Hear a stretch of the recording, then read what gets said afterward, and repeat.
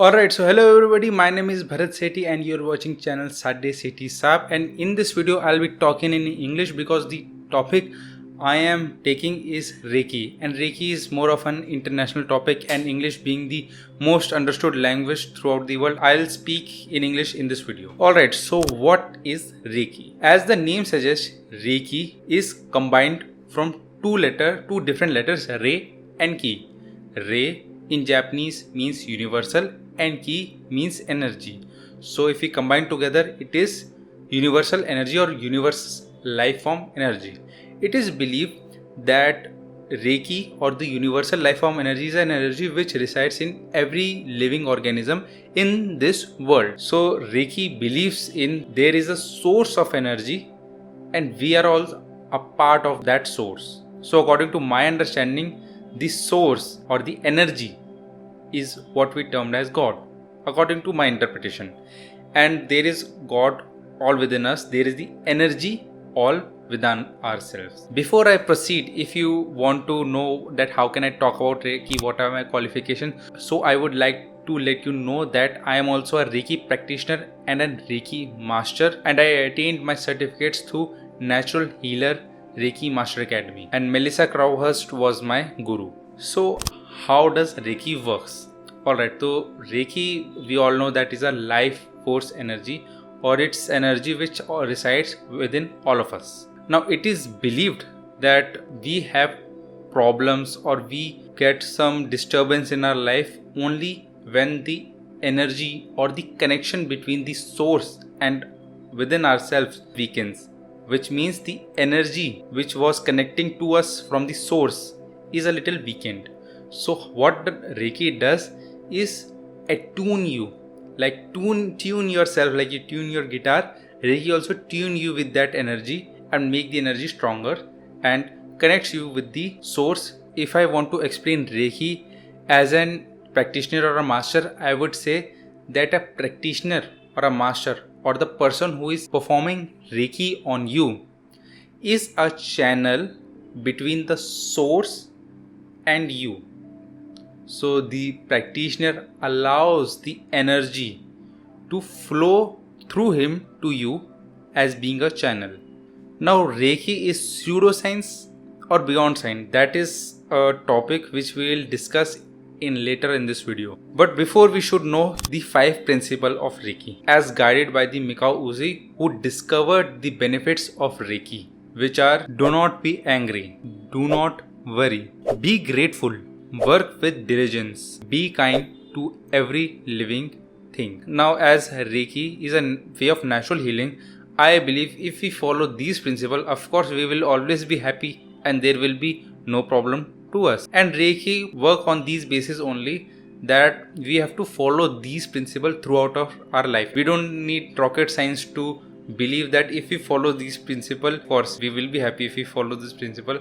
And of course it is life, it is like you cannot always follow these principles, but we should also always stick by it. Which leads us to our another section, which is Reiki good or safe? So the short answer is yes, but the long answer, it depends upon the wrong numbers of our society. Well, if you have a correct Reiki practitioner or a correct Reiki master, he will not guide you towards cure. No, a good Reiki practitioner or a master will not tell you that doing Reiki will cure you with these things or cure you with these ailments you are having. No, a good Reiki master will always heal you, which is he will intend that the loving and the puring energy from the source will go through you, and the Reiki practitioner won't use his energy. No, the Reiki practitioner will intend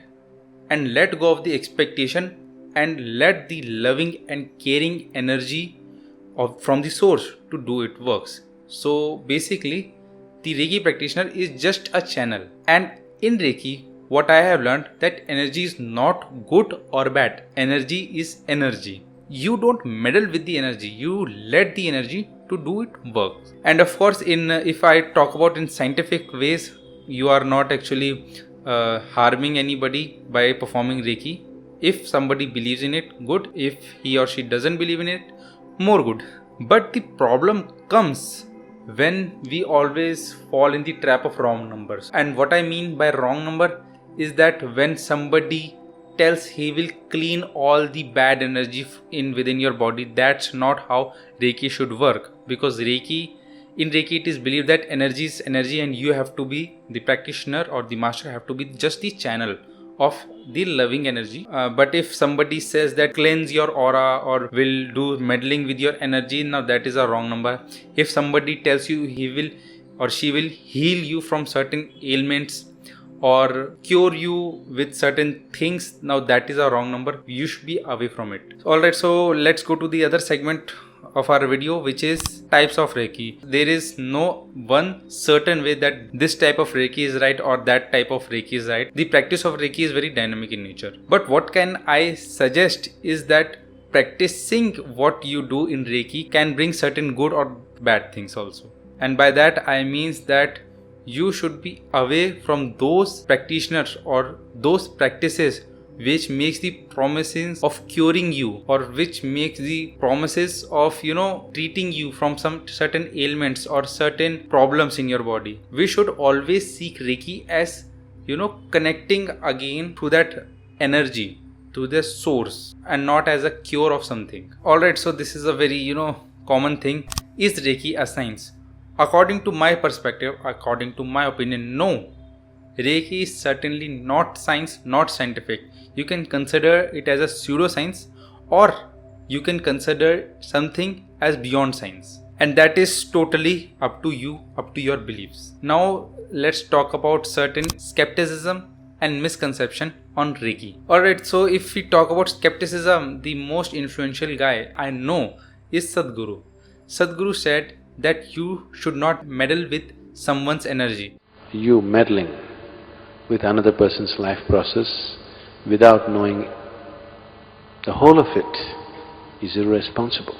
And of course I totally agree, but I don't know why Sadhguru believes that in Reiki you meddle with someone's energy. No, you don't. And those people who are meddling with the energy, they are not doing it very ethically, because in Reiki you be the channel of that loving energy. You don't meddle with the energy, you don't apply your energy. No, you just be the channel of that loving energy to the recipient. And also Sadhguru gave a little analogy that by watching a surgeon doing a surgery, you may watch it very carefully, but if you perform something bad would happen. You saw, these days you can see videos of major surgeries happening.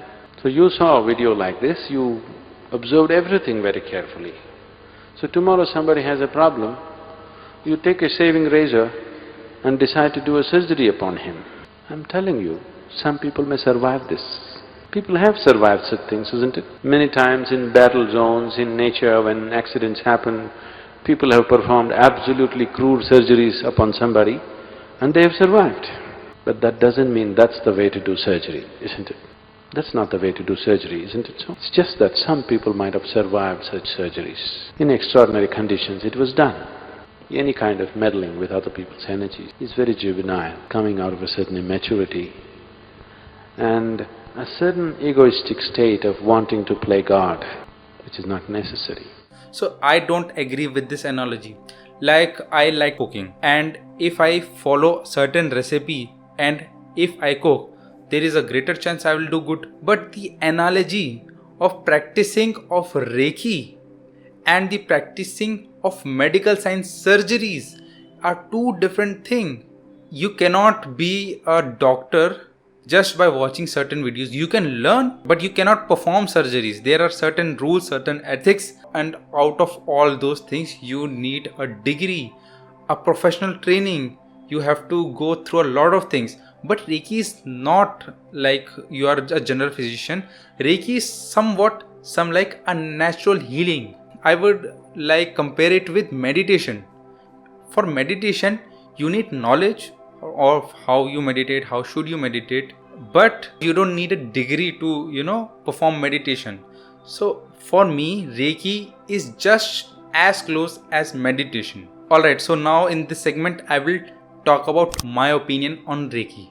So being a Reiki practitioner and being a Reiki master doesn't believe I follow it blindly. No, I have my skepticism and I will discuss with you in this video only. The first skepticism that I have is that if I perform Reiki on somebody, like if I attune some recipient or attune you for an example, and you get benefit out of it, of course that can be the case and it can help you, it can make you feel better, it can make you feel happier, it can forget about all the pain, all the other things in your life. But if it happens, so you will think, if I am sad or if I am having any ailment, I should go and have my attunement done, because that is the only cure. So you will be dependent on Reiki, and this is the core reason which I don't like about Reiki. But I still believe that if we follow the 5 pillars or the 5 principles of Reiki,